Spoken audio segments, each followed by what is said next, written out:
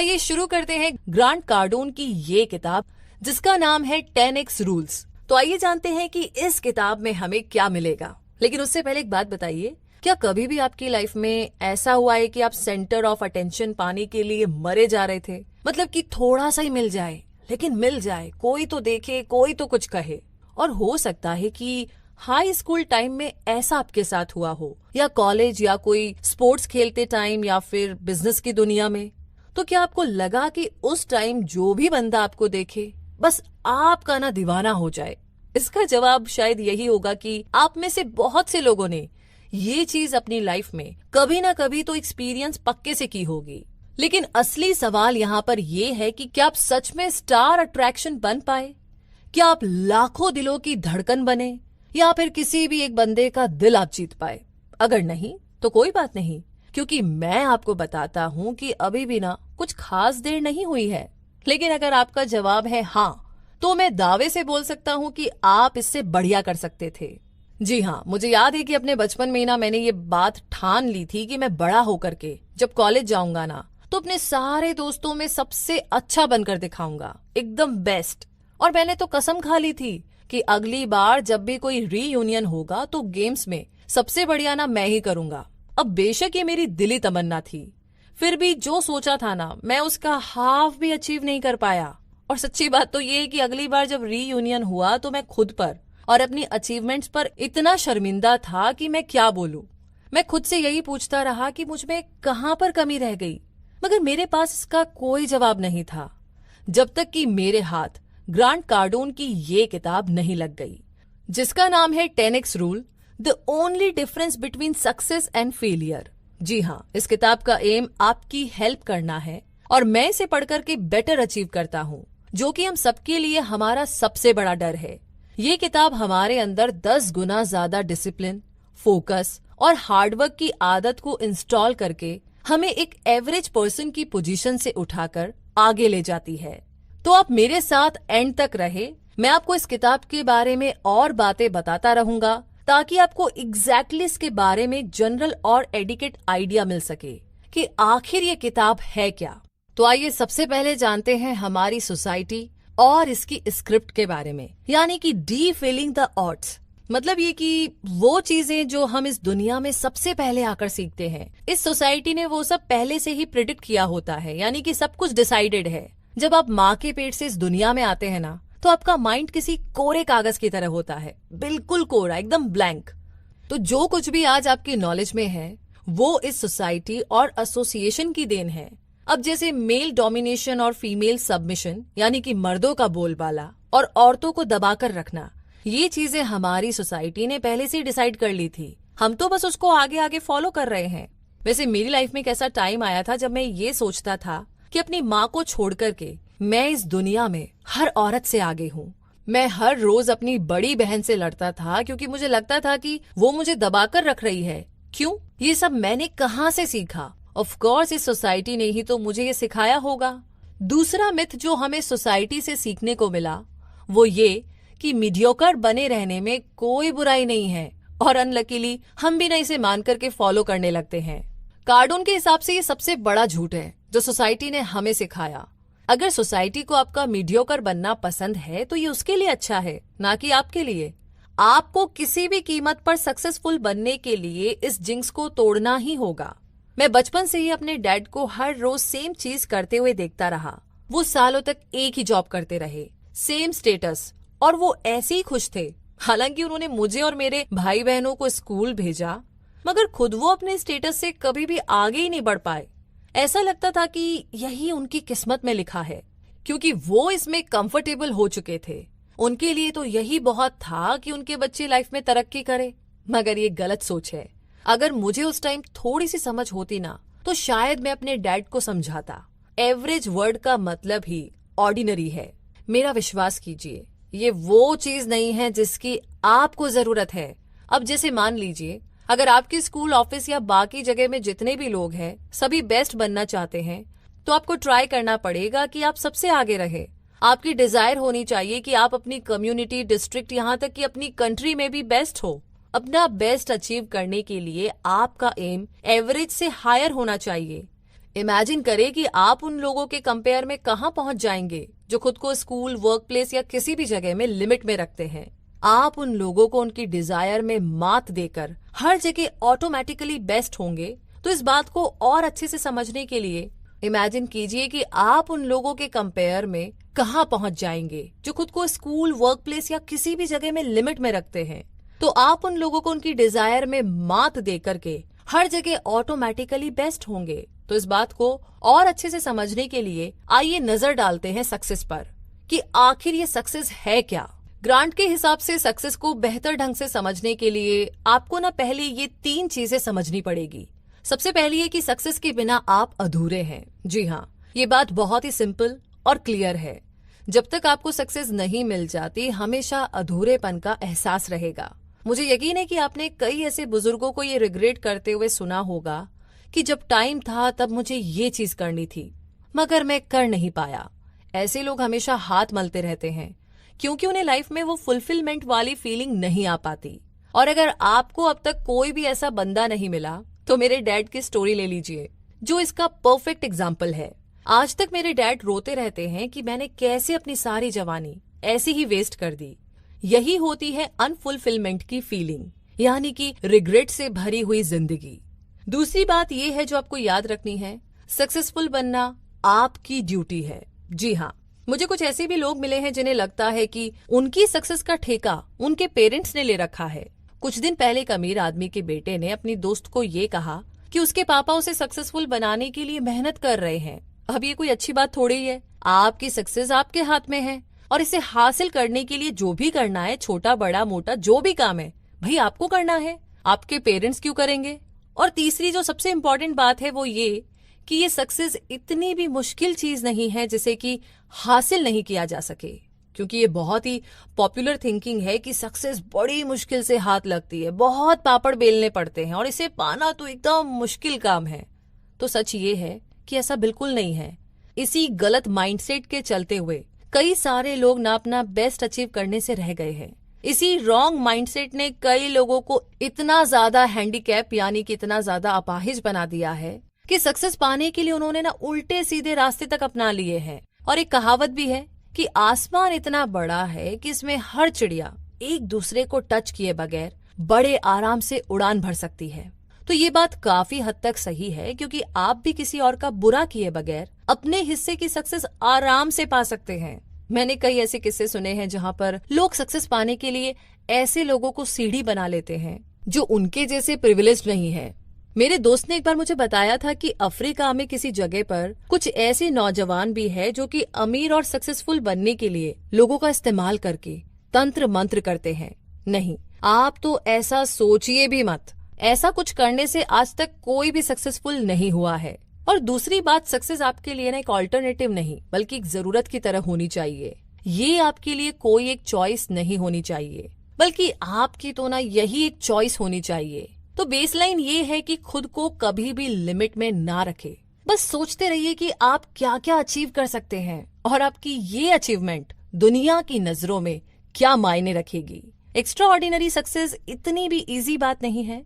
इसके लिए आपको उतनी ही एक्स्ट्रा मेहनत और एक्स्ट्रा एफर्ट करने होंगे। जैसा मैंने पहले कहा था, बेस्ट इन द कंट्री बनने के लिए सिर्फ सोचने से काम नहीं चलेगा। इसके लिए आपको बाकियों से कुछ ज्यादा एफर्ट लगाने होंगे। अब ये थोड़ा मेहनत का काम तो है ही, 100% मेहनत तो करनी पड़ेगी, क्योंकि कई सारे लोग चाहते तो है कि वो सक्सेसफुल बने, लेकिन इम्प्लीमेंट किए बगैर कहीं भी नहीं पहुंच पाते। ऐसा हाई स्कूल के दिनों में ना मेरे साथ न जाने कितनी बार हुआ है। मैं हर टर्म में डिसाइड करता था, रेजोल्यूशन लेता था कि इस बार क्लास में फर्स्ट आकर दिखाऊंगा, मगर मैं ना बस सोचता ही रह जाता था। मैंने कभी भी उतना एफर्ट ही नहीं किया और इसीलिए मैं कभी भी क्लास में बेस्ट नहीं आया। टॉप में पहुंचने के लिए ना आपको दूसरों से काफी ज्यादा कोशिश करनी पड़ेगी। बस यही है 10x रूल। हालांकि मैं आपको बता दूं कि अपने साथ वाले लोगों से 10 गुना ज्यादा स्ट्राइव का मतलब होगा कि आपको बहुत सारे चैलेंजेस लेने होंगे। मान लीजिए जैसे कि आपको बोला गया है कि आपको अपनी कंट्री के लिए ओलंपिक्स में 100 मीटर की रेस करनी है, जो कि आपका भी ड्रीम रहा है, तो आप दुगनी तिगुनी मेहनत करेंगे ये रेस जीतने के लिए। नहीं करेंगे क्या? करेंगे ना? तो अब 10x रूल यहाँ पर कहता है कि आपको 10 गुना बड़ा एफर्ट करना है, तब जाकर के आपको फर्स्ट प्लेस मिलेगा। अगर इसके लिए प्लान ये है कि हर रोज 1 घंटा प्रैक्टिस करनी है, तो 10x रूल के हिसाब से आपको 10 घंटे की प्रैक्टिस करनी होगी। अब ये हुई ना काम की बात, राइट? इन सब में ना चैलेंजेस तो आपके सामने बहुत सारे आने वाले हैं, पक्की बात है, जैसे कि चक्कर आना, कोई फ्रैक्चर होना वगैरह वगैरह। लेकिन आपको ये सारे चैलेंजेस एक्सेप्ट करने ही होंगे अगर ओलंपिक्स में बेस्ट बनना चाहते हैं तो। सच बोले तो इन चैलेंजेस के बगैर ना सक्सेस मिलना बहुत मुश्किल होगा, क्योंकि ये चैलेंजेस हमें ज्यादा टफ और स्ट्रांग बनाते हैं। तो मेहनत करने के साथ साथ आपको एक काम और करना है, अपने ऑब्जेक्टिव्स को डिफाइन करके माइंड को कंडीशन करना। जी हाँ, अपना ड्रीम अचीव करने के लिए सबसे पहले तो क्लियर कर लीजिए कि आप एग्जैक्टली किस तरफ जा रहे हैं, क्योंकि आंखों पर पट्टी बांध करके तो आप कोई भी रेस जीत नहीं सकते। बिना क्लियर विजन के आप बेस्ट नहीं बन सकते। इसके अलावा अगर आपको लंबी रेस का घोड़ा बनना है तो सिंपल गोल सेट करने से काम नहीं चलेगा। इमेजिन कीजिए कि आपको ट्रैक पर सबसे बेस्ट बनना है और आप रोज बस 1 घंटे की प्रैक्टिस ही कर रहे हैं, तो ऐसे कैसे आप बेस्ट बन जाएंगे? सक्सेस पानी है तो आसान रास्ते को छोड़ना पड़ेगा।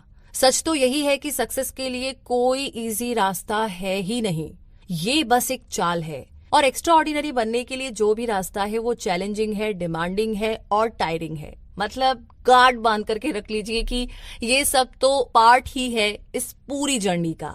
अगर आपको कोई इजी रास्ता ही चाहिए ना, तो ये जगह आपके लिए नहीं है। सीरियसली, यहाँ पर हम सक्सेस अचीव करने के लिए जो चाहिए उससे भी ज्यादा मेहनत करते हैं। इसका बेसिक प्रिंसिपल यही है कि अपना गोल अचीव करना है तो उसे 10 से मल्टीप्लाई कर दीजिए। आपका ऑब्जेक्टिव 10 गुना बड़ा होना चाहिए, तब जाकर के आप इसे अचीव कंसीडर करें।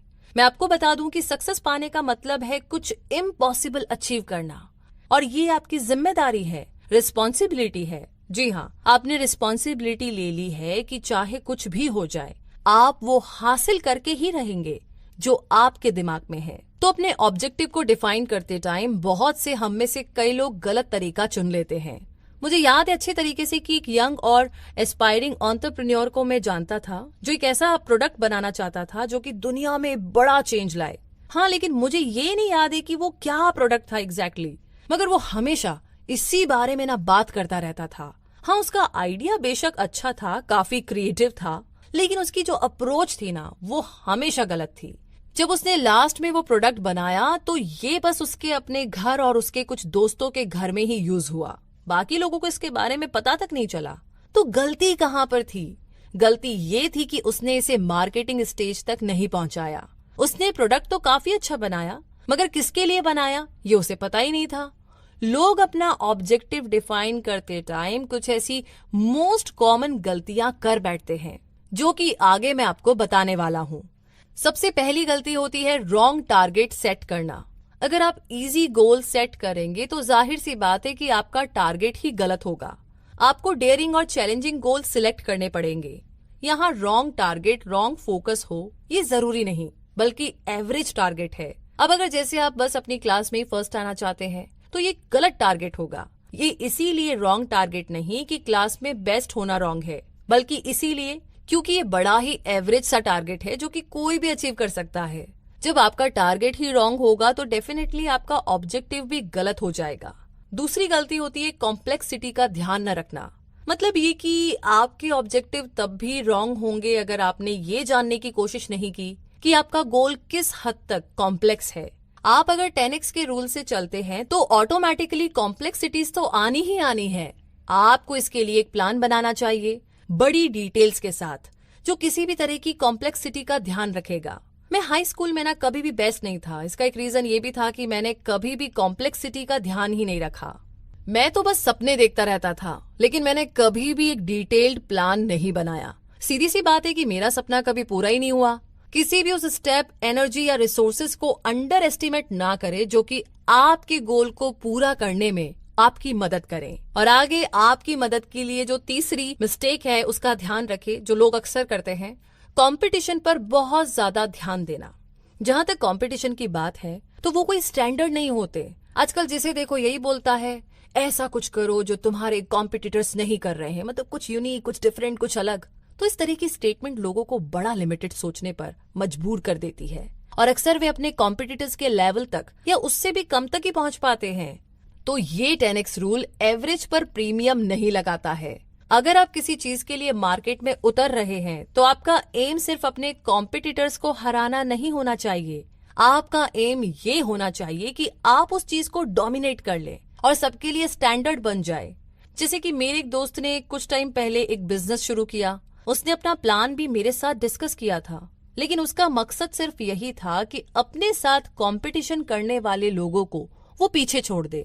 उसके बिजनेस से लोगों की लाइफ में क्या इम्पैक्ट आएगा, क्या असर होगा, या फिर उसकी टारगेट ऑडियंस कौन होगी, उसने तो ठान रखा था कि मुझे ना अपने कॉम्पिटिटर से आगे जाना है, बस और कुछ नहीं। अब उसका धंधा लंबे टाइम तक क्यों नहीं चल पाया, ये तो आप समझ ही सकते हैं। तो आपका फोकस कुछ एक्स्ट्रा ऑर्डिनरी बनाने पर होना चाहिए, ना कि आपके कॉम्पिटिटर्स पर। इस बात को हमेशा ध्यान रखिएगा। तो आइए अब आगे जानते हैं चौथी गलती के बारे में, जो है कि कोई बैकअप प्लान ना होना। ये 10x रूल हमेशा ही चैलेंजेस के साथ आते हैं। किसी भी टाइम अगर आपका प्लान फेल हो जाए तो पहले से उसके लिए आप तैयार रहे। जैसे कि कोई बैकअप प्लान जरूर रखे कि कुछ भी आपके अकॉर्डिंग ना हो तो एटलीस्ट वो प्लान आपके काम आ सके, और बेस्ट की उम्मीद रखे, लेकिन साथ ही किसी भी फेलियर के लिए हमेशा तैयार रहे। मेरा वो दोस्त जिसके बारे में मैंने आपको थोड़ी देर पहले बताया था, वो अपने कॉम्पिटिटर्स को पछाड़ना चाहता था, फिर से बिजनेस में कमबैक कर सकता था अगर उसके पास कोई धांसू सा बैकअप प्लान होता तो, लेकिन ऐसा नहीं हुआ और वो इस रेस में पीछे रह गया। तो आइए अब आगे जानते हैं कि हमें और क्या समझने की जरूरत है। तो सबसे पहले आपको ध्यान देना होगा और समझना होगा मैसिव एक्शन क्या है। अब तक आप समझ गए होंगे कि डेयरिंग गोल्स पर इतना जोर क्यों दिया जा रहा है, मगर बात यहीं पर खत्म नहीं होती। सच तो ये कि डेयरिंग गोल्स होने के बावजूद भी ऐसा हो सकता है कि आप कुछ भी अचीव ना कर पाए अगर आप लेवल ऑफ एक्टिविटी और लेवल ऑफ ऑपरेशन को कंसीडर नहीं करते हैं। इस बात से मेरा मतलब ये है कि गोल्स अचीव करने के लिए जो एक्शन होंगे वो आपको पता होने चाहिए। जैसे कि आप तब तक वर्ल्ड के बेस्ट मैथमेटिशियन नहीं बन सकते जब तक कि इसके लिए क्या करना है ये बात आपको पता ना हो। याद है आपको मेरी वो स्टोरी जो मैंने आपको सुनाई थी अपने हाई स्कूल के दिनों की, जब मैं पूरी क्लास में टॉप करना चाहता था। याद है मैंने आपको कहा था कि मैं ये गोल कभी अचीव ही नहीं कर पाया क्योंकि मैंने इसके लिए कोई बड़ा एक्शन नहीं लिया था। अब यहाँ पर बेस्ट स्टूडेंट बनना गोल तो है, मगर अभी आप बेस्ट स्टूडेंट बने नहीं हैं, सिर्फ आपने गोल सेट किया है। इसके लिए किस लेवल का एक्शन चाहिए पहले तो इस बात को समझना जरूरी है, और मुझे लगता है कि आप मेरी बात को समझ रहे होंगे। हमारा 10x रूल हमसे काफी हाई लेवल के ऑपरेशन की डिमांड करता है ताकि हम अपना गोल और अपने ड्रीम को अचीव कर पाए। अगर आपने कभी भी कोई सपना देखा है तो उसे पूरा करने के लिए आपको एक मैसिव एक्शन की जरूरत है। ग्रांट के हिसाब से एक्शन के 4 लेवल्स होते हैं जो कि नीचे दिए गए हैं। सबसे पहला है कुछ भी ना करना लेवल, मतलब ये कि आप इसके नाम से समझ गए होंगे। डूइंग नथिंग मतलब कुछ नहीं करना, और ये खुद में ही ना बड़ा मस्त रहने वाला लेवल है क्योंकि इसमें बंदा खुद से कुछ भी एफर्ट नहीं करता, बल्कि जो भी लाइफ उसे ऑफर करती है वो वही करता है। तो इस स्तर पर लोग शायद ही कभी सक्सेस के लिए कंसर्न रहते हो, उन्हें तो बस जो भी मिल जाए ना उसी में खुश रहते हैं। ऐसे लोगों का मेन कैरेक्टरिस्टिक होता है कि ये जरा भी मेहनत नहीं करते, जो जैसा चल रहा है चलने देते हैं। जैसे कि आपको एक एग्जांपल देते हैं। एक आदमी एक गरीब घर में पैदा हुआ, वो मरते दम तक गरीब ही रहा क्योंकि उसने अपनी सिचुएशन को बदलने के लिए कोई भी एफर्ट नहीं किया, कोई पेन नहीं लिया। तो देखा जाए तो इस तरह के लोग डू नथिंग लेवल में आते हैं। और आगे दूसरा है हाइडिंग लेवल। हाइडिंग लेवल के लोग सक्सेस से डरते हैं। जब सक्सेस की ओर सही स्टेप बढ़ाने का टाइम आता है तो ये लोग पीछे हट जाते हैं। ऐसा एक बार मेरे छोटे भाई के साथ हुआ। घर पर मेरा भाई बहुत अमेजिंग तरीके से फुटबॉल खेलता था, लेकिन स्कूल में ना वो कभी भी स्पोर्ट्स में पार्टिसिपेट नहीं करता था क्योंकि उसे खोने या हारने से ना बड़ा डर लगता था। वो बिल्कुल किसी बच्चे की तरह रोने लगता, बहुत गुस्सा हो जाता था, और यही वजह थी कि वो अपनी पोटेंशियल किसी को भी नहीं दिखा पाया कि वो कितना ग्रेट प्लेयर था। अगर वो अपना टैलेंट सबको दिखा पाता तो क्या पता शायद किसी स्काउट में उसका सिलेक्शन हो जाता और वो आज इंटरनेशनल लेवल पर खेल रहा होता। तो सक्सेस की रोड पे चलते हुए एक चीज तो पक्के से आपको मिलेगी, और वो है क्रिटिसिज्म। जी हाँ, हाइडिंग लेवल के लोग इसी क्रिटिसिज्म को अवॉइड करना चाहते हैं। कि आपने कभी ऐसी सिचुएशन फेस की है कि कोई चीज पाने के लिए आपने अपना बेस्ट दे दिया हो और लोगों ने सबसे ज्यादा उसी पर कमेंट किया, उसी के बारे में बुरा भला कहा हो? तो मैं आपसे कहूंगा कि बिल्कुल हाँ, यही सक्सेस है, क्योंकि इसी में ही सबसे ज्यादा क्रिटिसिज्म मिलता है और इसीलिए लोग इस स्तर पर सबसे ज्यादा घबराते हैं। तो चलिए आगे बढ़ते हैं तीसरे नंबर पर, जो है नॉर्मल लेवल, यानी कि ये हर किसी के लिए एक्सपेक्टेड लेवल होता है। यही वो स्तर है जहाँ पर ये सोसाइटी हमें देखना चाहती है। इस स्तर पर आप वही कर रहे होते हैं जो कि बाकी लोग करते हैं। अगर मैं 2 घंटे से ट्रेनिंग कर रहा हूँ तो इसका मतलब है कि हर कोई 2 घंटे ही ट्रेनिंग कर रहा होगा। इस स्तर में जब तक आप सोसाइटी के हिसाब से चलते रहते हैं, आपके अंदर एक्स्ट्रा ऑर्डिनरी बनने के लिए कोई भी मोटिवेशन कभी नहीं आ सकती। और अगर आप सोच रहे हैं कि आपको सक्सेस चाहिए, ये ऑर्डिनरी लाइफ नहीं चाहिए, तो डेफिनेटली ये स्तर, ये लेवल आपके लिए नहीं है। मेरे डैड भी इसी कैटेगरी के लोगों में आते हैं और आपको याद है कि मैंने उनके बारे में भी आपको बताया था कि वो अपनी प्रेजेंट पोजीशन से कितने सेटिस्फाइड रहा करते थे और रिटायर होने तक एक ही टाइप की लाइफ जीते रहे, रोज सेम काम करते हुए। तो एग्जैक्टली ये थी ऑर्डिनरी लाइफ। और आगे है 4th लेवल, जो है मैसिव एक्शन। मतलब ये वो स्तर है जहां पर चीजें अचीव होती है, आपको मिल जाती है। अगर आप इस स्तर पर नहीं है तो डेफिनेटली आप सक्सेस के रूट पर नहीं चल रहे हैं। यहाँ पर हम वो नहीं करते जो हर कोई करता है, बल्कि हम वो करते हैं जो हमें हमारा गोल हासिल कराए। तो आइए अब यहाँ पर वो पहले वाला एग्जाम्पल लेते हैं जिसके बारे में मैंने आपको बताया था कि मैथमेटिक्स का बेस्ट स्टूडेंट आपको बनना है तो आपको पूरा पूरा दिन बैठ करके मैथ्स के क्वेश्चन सॉल्व करने होंगे। अब अगर आपके सामने कोई डिफिकल्ट क्वेश्चन आ भी जाए तो आप उसे सॉल्व किए बिना मानेंगे नहीं। तो यहीं पर मैं फेल हो गया था जब मुझे हाई स्कूल में अपनी क्लास का बेस्ट स्टूडेंट बनने की डिजायर थी। अब एक और एग्जाम्पल लेते हैं। एक बार एक लेडी थी जो हमेशा स्नैक टाइम में खाते खाते पढ़ती रहती थी। फ्री टाइम में भी वो हमेशा लाइब्रेरी में ना किताबों के साथ होती थी। अब ये ना मुझे समझ ही नहीं आता था। मैं तो ऐसा बिल्कुल नहीं कर सकता था, सारा दिन बस पढ़ना, मतलब कितना बोरिंग है। मैं तो दोस्तों के साथ घूमना चाहता था, उनके साथ सॉकर खेलना चाहता था, गप्पे मारना चाहता था और फिर भी बेस्ट स्टूडेंट बनना चाहता था। बस यही था। लेकिन मैं बेस्ट नहीं बन पाया क्योंकि इसके लिए जो चाहिए था वो तो मैं करता ही नहीं था। जबकि इसके अपोजिट वो लेडी हमेशा अपना काम करती रही जो उसे करना था। फिर हमारा रिजल्ट आया तो सब कुछ एकदम साफ हो गया। वो क्लास में बेस्ट थी और हमेशा रही, मगर मैं चाह करके भी बेस्ट नहीं बन पाया। बेस्ट तो बहुत दूर दूर की बात है, मैं तो उसके आसपास तक फटक भी नहीं सकता था।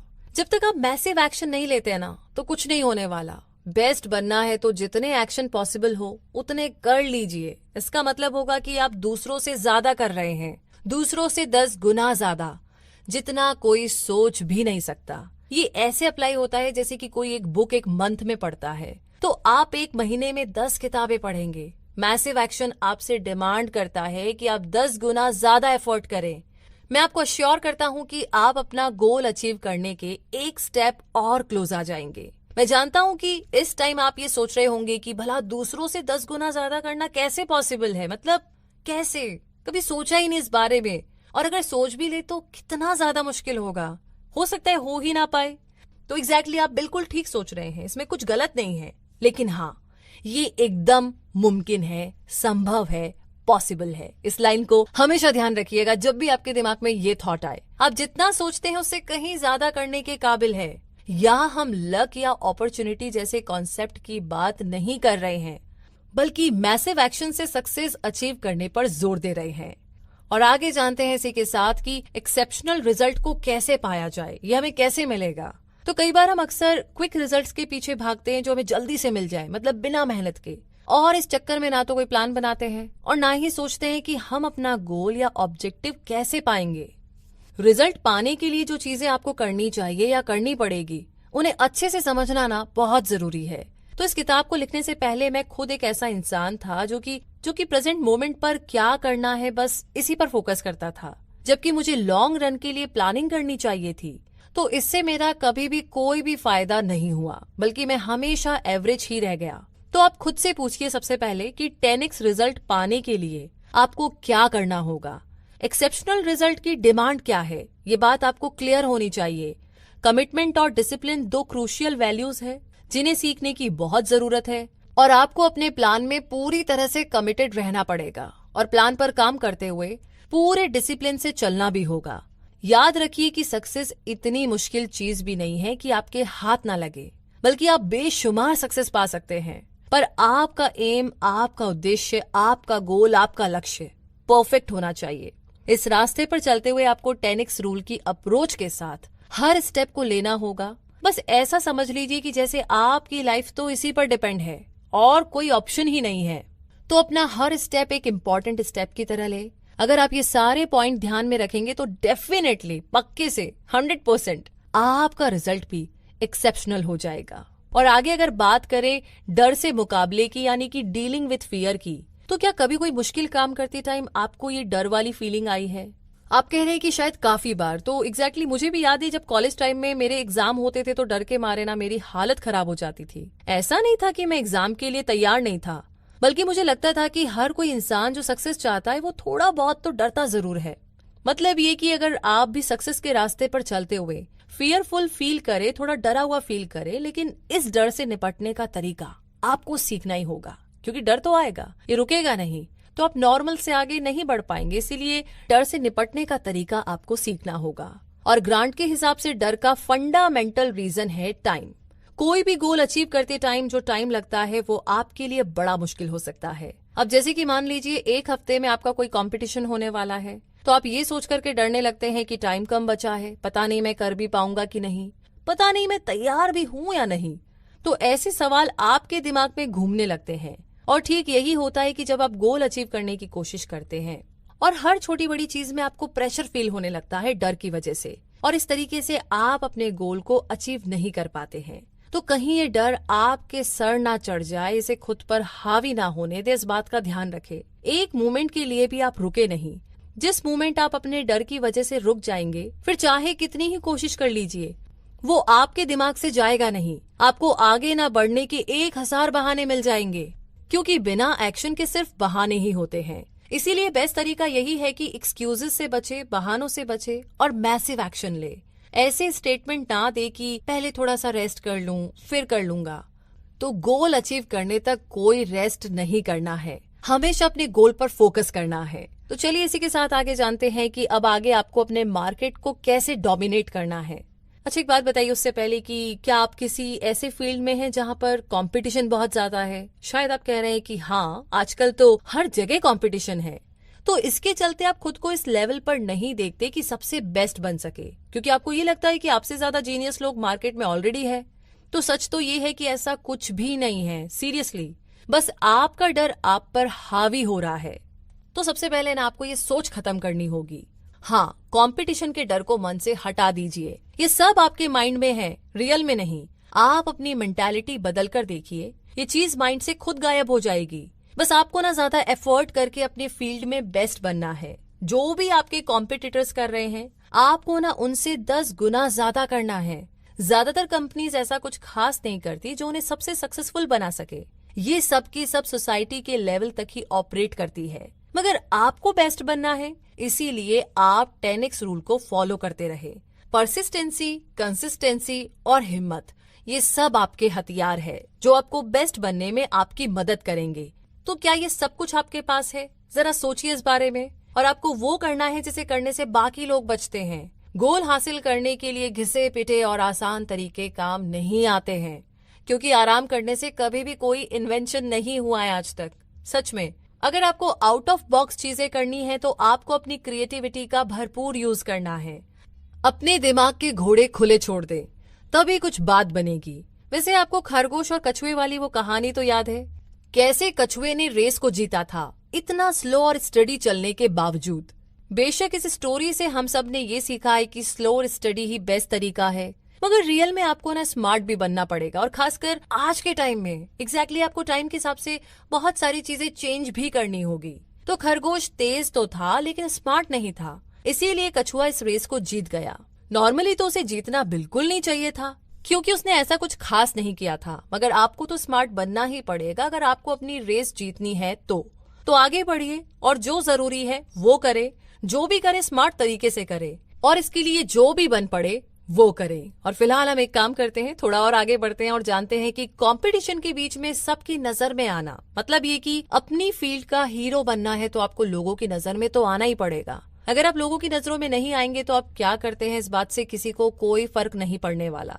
आपको अंधेरे से बाहर निकल करके लाइट में आना होगा और आपकी विजिबिलिटी 10 गुना ज्यादा होनी चाहिए। हर तरफ सिर्फ आप ही आप छा जाए, इसके लिए कुछ तैयारी तो आपको करनी ही होगी। तो आप जहां भी जाए अपने बारे में जरूर बताएं, अपनी स्ट्रेंथ के बारे में, और इसके अलावा फास्ट होने के साथ साथ परसिस्टेंट रहे। ऐसे कई केसेस है जहां पर लोगों ने रेगुलर